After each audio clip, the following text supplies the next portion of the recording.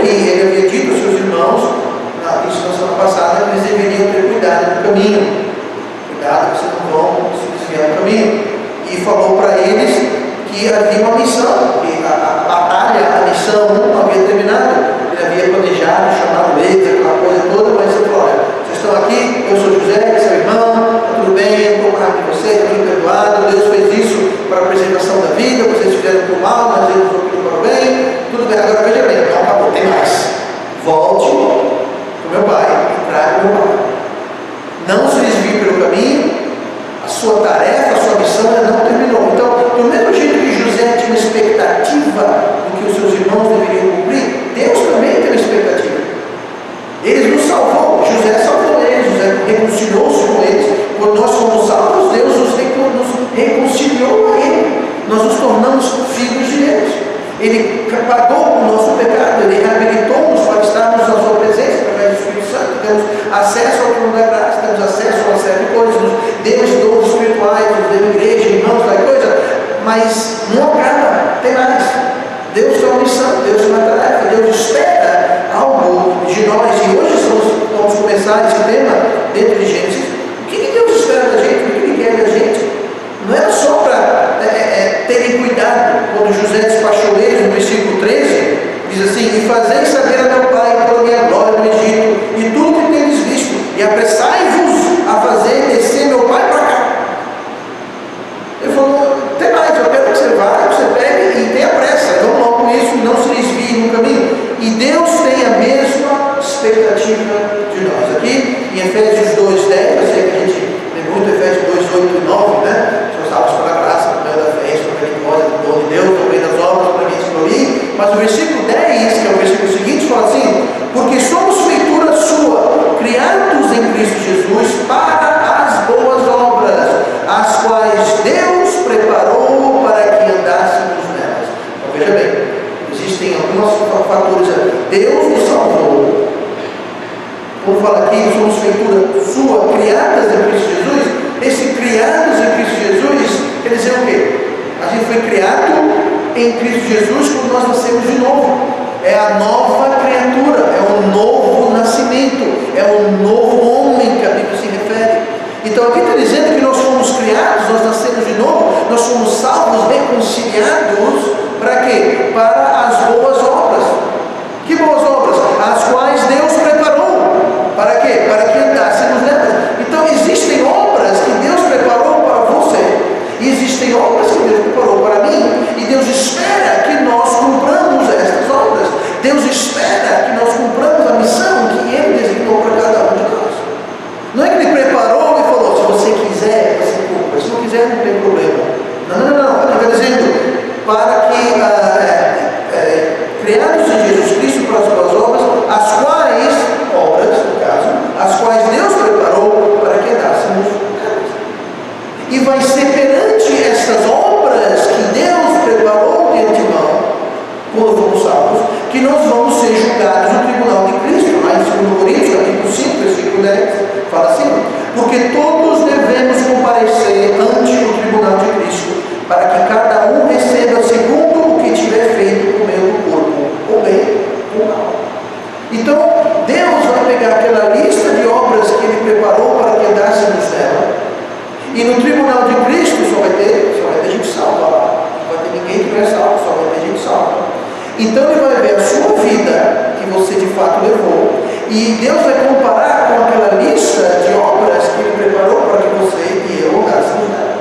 E nós vamos ser julgados de acordo com as discrepâncias, as diferenças ou similaridades que houverem ou não. E aqui que nós lemos falou o quê? Para que cada um receba segundo o que tiver feito. Nós vamos receber, ou bem ou mal, de acordo com o que a gente fez. Se a gente fez bem ou mal, se a gente andou conforme aquelas obras, se nós cumprimos aquelas obras. Então Deus vai ver, se Ele tinha lá 500 obras, por exemplo, para você fazer, e você cumpriu 499, bom para você. Pedro não foi 500, mas está bom, bastante. Agora, se aquelas, digamos, 500 obras, você cumpriu 2, você vai ter que prestar conta daquilo. Você vai receber de acordo com aquilo. Ali ninguém vai ser condenado ao inferno, porque todo mundo lá já está salvo, mas você vai perder galardão, você vai perder bênçãos, você vai ser julgado de acordo com aquilo. Então Deus espera que nós andamos, cumpramos, façamos José esperava que os seus irmãos voltassem para Canaã. Ele avisou: não vão se desviar, não vão brigar, não vão se encrencar, vão logo para o meu pai e tragam aqui depressa. Nós sabemos que eles foram e voltaram, mas sabe uma coisa? Quem sabe no caminho estava dizendo: conta tu o pai. Eu não, conta você. Não, a ideia foi sua, conta você. Eu contar para ele que José, que a gente falou que morreu 20 anos atrás, está vivo. Eu não, conta você. Aí de repente alguém fala: que tal a gente não contar nada para ele? Ou que tal a gente cair nesse mundo aí e desaparecer da face da terra? Eu não sei se vocês pensaram nisso não, só estou projetando. Ou seja, uma coisa: José, conhecendo os irmãos dele, falou: veja que não se desvie. Veja que não se encrenquem, veja, vá para lá e tome cuidado. Por quê? Porque ele conhecia os irmãos dele, conhecia do que eram capazes. Então eles foram e voltaram. E ele esperava isso deles, e Deus espera também que nós façamos isso.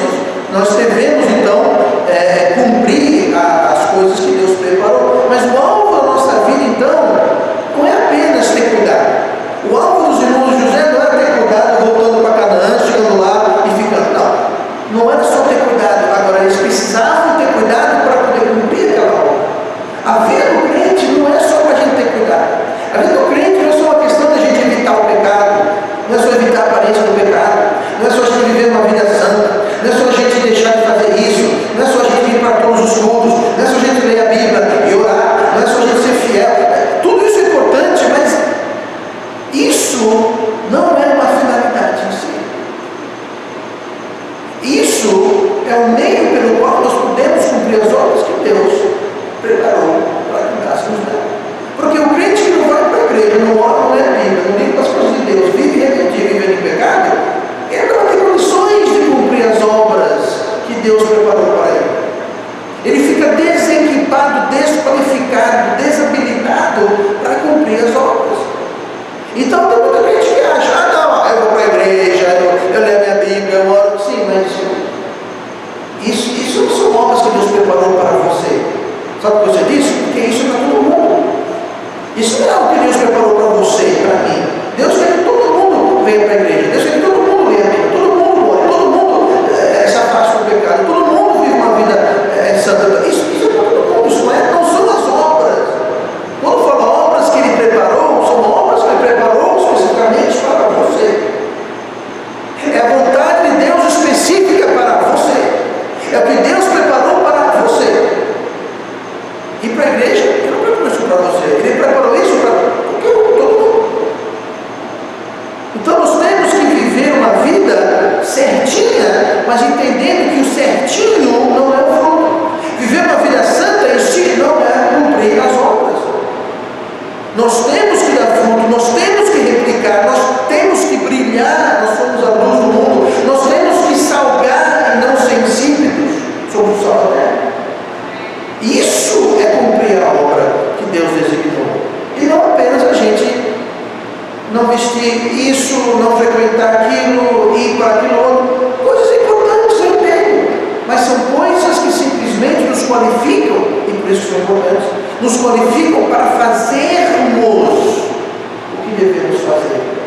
E não simplesmente a gente ficar: bom, eu não faço isso, não faço aquilo, não faço aquilo outro, pronto, está tudo certo. Está brilhando? Está salgando? Está frutificando? Está replicando, se reproduzindo? Porque isso são os frutos, essas são as obras que Deus quer para cada um de nós. Os irmãos de José, então, eles encararam o pecado, eles foram enviados, foram avisados para terem cuidado, porque o apito final ainda não havia sido dada, mas eles deveriam trazer Jacó. A obra era essa. Lembra que ele falou assim, quando encontrou os irmãos, falou: olha, vocês fizeram isso para o mal, mas Deus fez isso para a preservação de vida. Diga uma coisa: até que trouxessem o pai e o resto da família, aquelas famílias estavam em risco.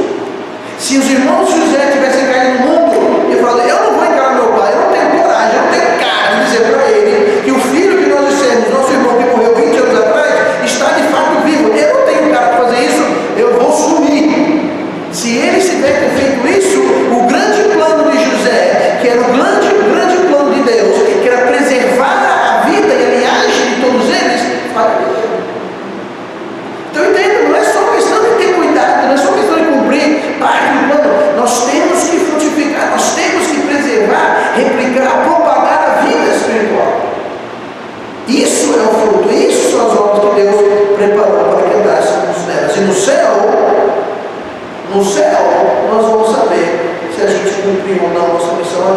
no céu nós não poderemos acrescentar em nada. Nossa missão, nossas obras, temos que cumpri-las aqui. Então hoje eu quero começar a ver algumas coisas que Deus espera de nós. O que Deus espera para que nós possamos brilhar e replicar e salgar e reproduzir. Olha comigo no versículo 45, no capítulo 45 ainda, no versículo 27. Porém, havendo-lhes eles contado todas as palavras de José que ele lhes falara, e vendo, note bem essa palavra, vendo ele os carros que José enviara para levá-lo, reviveu o espírito de Jacó, seu pai. A primeira coisa que Deus espera do seu povo, Ele espera que nós vivamos pela fé e não pela visão. Deus espera do seu povo que nós vivamos pela fé. Sim, pastor, onde é que está a fé nisso tudo? Deus esperava e deseja que a gente obedeça usando os olhos da fé. A Bíblia fala em Hebreus 10:38, o justo viverá pela fé, e se ele recuar, a minha alma não tem prazer nele. Esse recuar quer dizer que quando a gente não anda pela fé, quando a gente não caminha pela fé, nós estamos recuando, nós estamos desviando, estamos saindo da posição que Deus quer da gente. E quando a gente faz isso, Deus não se agrada conosco. Agora, por que dizer tudo isso? Porque Jacó, ele precisou ver os carros para poder acreditar. Quando eu vier dizendo que seu filho José vive, ele não acreditou. Fala aqui, ó, nós lemos aqui. Porém, havendo-lhes eles contado todas as coisas de José que lhes falaram, e vendo ele os carros para levá-lo, reviveu o seu espírito de Jacó. Jacó só acreditou quando ele viu. É muito crente que é assim. Tem que ver para crer. Tem muito crente que só vai acreditar nas coisas de Deus quando ele vê esse doido. Ele não enxerga com os olhos da fé. Apesar de ser um termo meio contraditório, crente é de quem crê, quem tem fé. Então, o crente que não tem fé, tecnicamente não é crente. É um infiel. Infiel é alguém que não tem fé. Mas nós temos que enxergar com os nossos olhos da fé. O problema com isso é que Deus não opera assim. Deus não opera com os olhos carnais, Ele opera com os olhos da fé. Hebreus 11, versículo 6 fala assim: sem fé é impossível agradar a Deus. Então, se você não exercitar a sua fé, você não vai agradar a Deus. Nós lemos agora em Hebreus, capítulo 10, o justo viverá pela fé, e se recuar, minha alma não tem prazer nele. Deus está dizendo, se você não tem fé, não tem prazer em você. Nós lemos em Hebreus 11:6 que é impossível agradar a Deus. Mas agradar, você não vai agradar a Deus sem fé. Então tem que haver fé. E muita gente não se sente salva, muita gente não se sente em comunhão com Deus, muitas vezes porque não são salvos e não estão em comunhão com Deus. Mas outras vezes eles não sentem, e o que eles fazem então? Eles buscam sensações, emoções, experiências sintéticas para preencher aquela lacuna. Então eles têm que ter um culto e uma vida onde você pula e você rebola e você tem aquela música animada e aquela luz que brilha e aquela coisa toda. Por quê? Porque é o único jeito que eles vão sentir alguma coisa, porque eles querem sentir. Eles querem sentir. Se eu não sentir, se eu não ver, se não for uma coisa que eu estou sentindo, então eu não acredito. Aí eles confundem uma emoção carnal com espiritualidade. Eles confundem uma alegria temporária, passageira, sintética, humana, terrena, com aquela alegria, aquele gozo do espírito que vem de dentro para fora. Não uma coisa que vem de fora para dentro. Como assim de fora para dentro? Se a música estiver boa e o culto está animado e está todo mundo dizendo, é bom. É de fora para dentro. Deus não trabalha assim. Deus trabalha de dentro para fora. Deus é aquela pequena e baixinha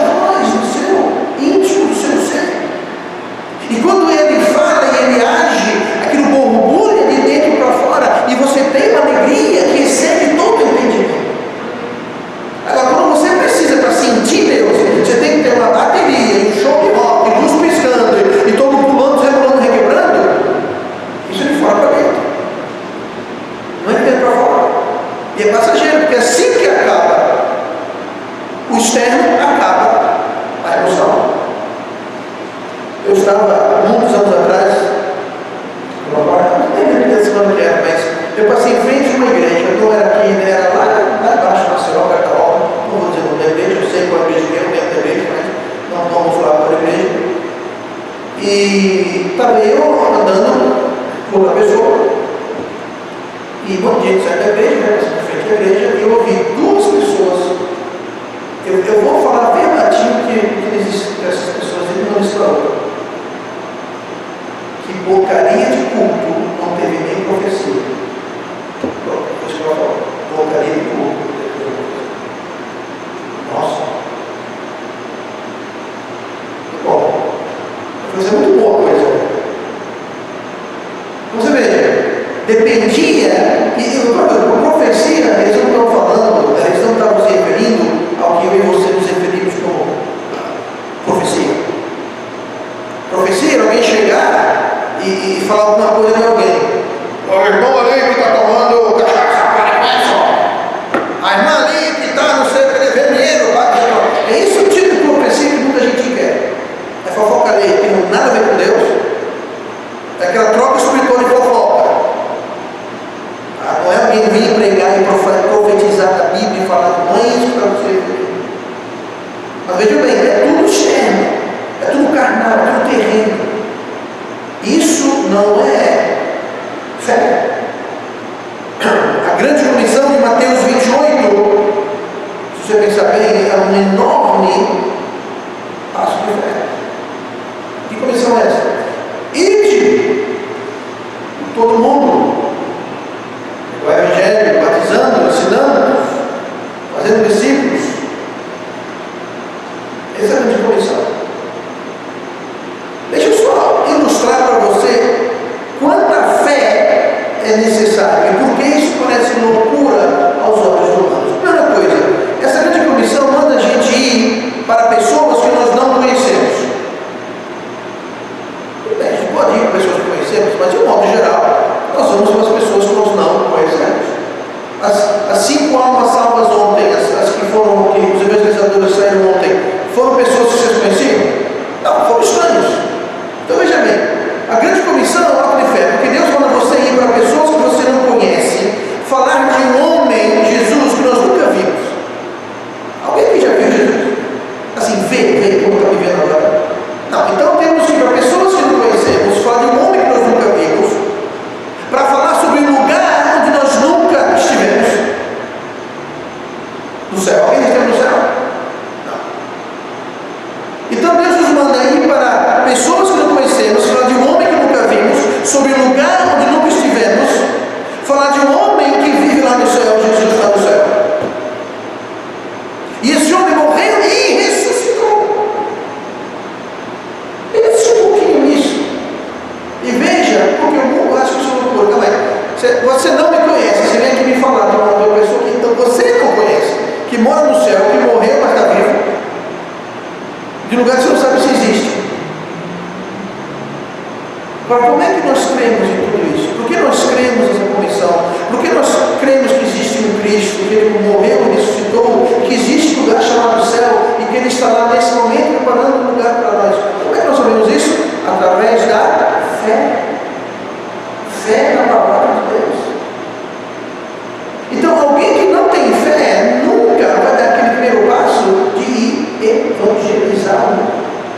E o mundo começa na sua rua, na sua quadra, no seu bairro, na sua cidade. Nós temos que evangelizar os índios, os amazonas. Nós temos que evangelizar os aborígenes da Austrália. A gente esquece os aborígenes da Austrália por enquanto. Comece com o seu vizinho, comece com o seu colega, comece com a sua família, comece com a sua rua, comece com o seu bairro.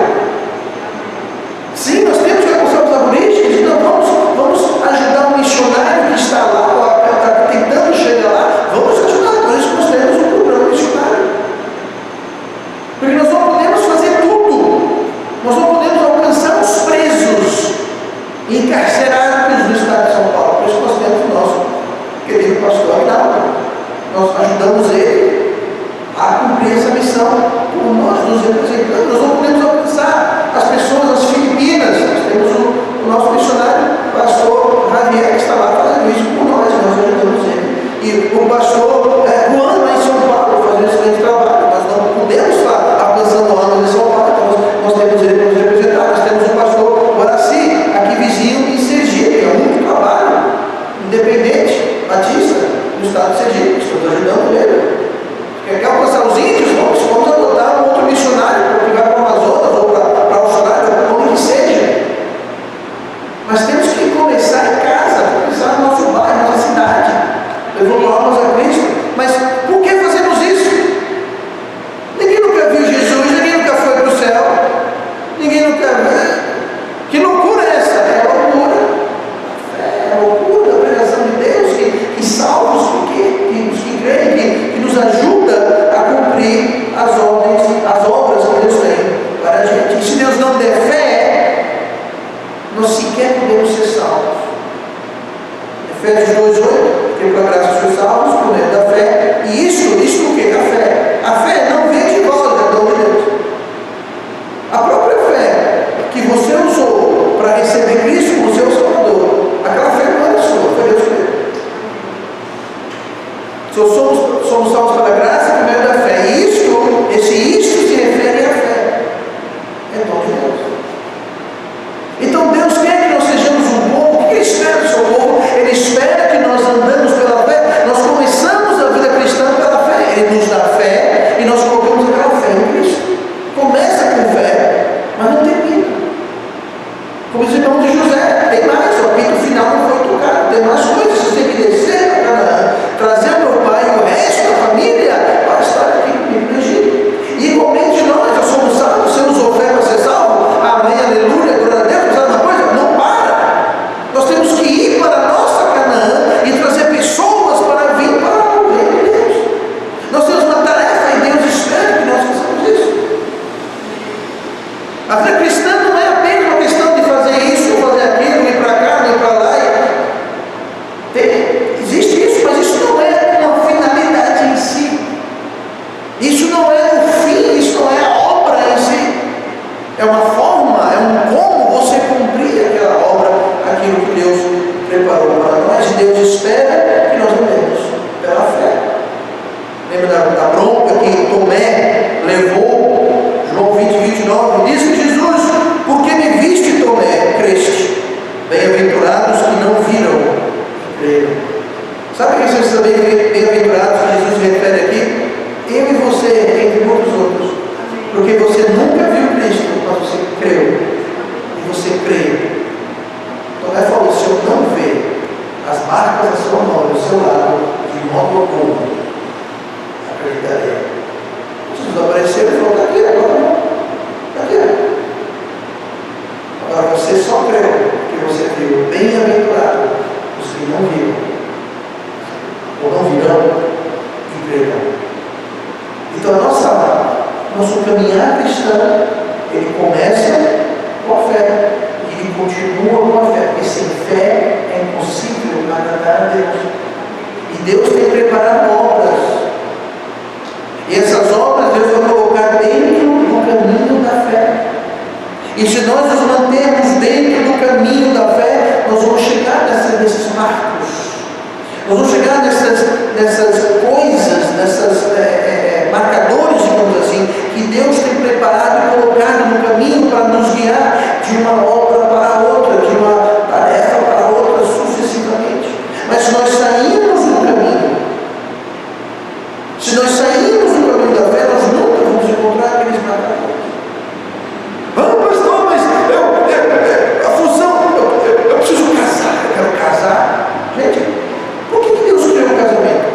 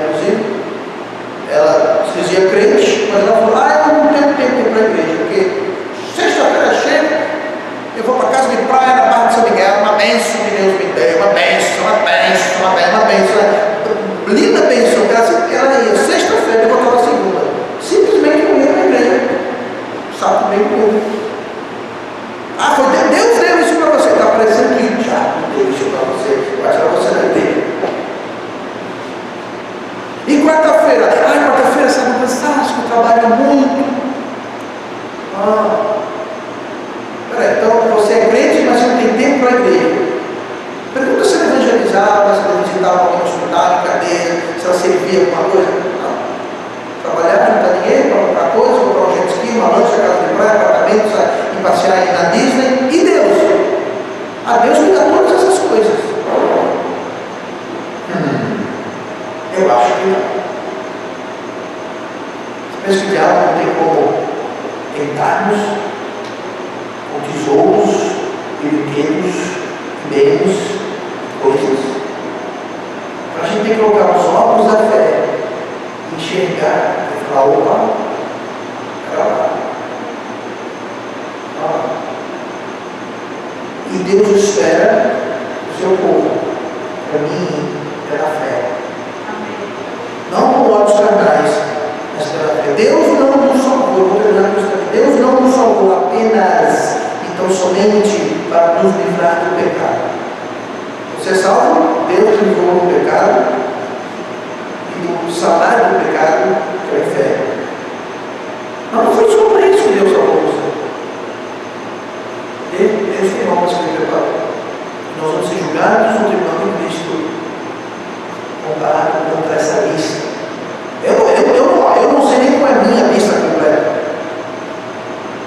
Muito menos a sua. Mas eu sei uma coisa: nós temos que buscar, saber e cumprir. Ah, pastor, não faço a mínima ideia. Faça algo. Faça algo que Deus vai lhe guiar. Já tentou você mudar a direção de um carro estacionado? Você pega o volante, vira para um lado, vira para o outro, mas o carro não liga. Por quê? Porque você só vai mudar a direção quando o carro começar a andar. Agora, quando o carro está andando e você mexe no volante, aí você muda a direção. Então, se você não sabe o que é, sabe o que faz? Comece a fazer alguma coisa, comece a andar, comece a fazer e Deus vai mostrar para você. Deus vai direcionar. Agora, ficar parado dizendo: eu não sei. Eu não sei. Você vai parar. Porque o carro parado, você não guia, você não muda a direção, você não manobra um carro estacionado. Comece a andar, comece a se mover, comece a servir, faça alguma coisa que Deus vai lhe guiar, e Deus vai lhe mostrar, Deus vai lhe colocar onde quer que você esteja. Só não fique parado, porque parado ninguém caminha para nada. Semana que vem vamos voltar e vamos ver mais algumas coisas que Deus espera do seu povo, a partir do capítulo 46 e 47 de Gênesis. Vamos orar. Amado Pai, Deus querido,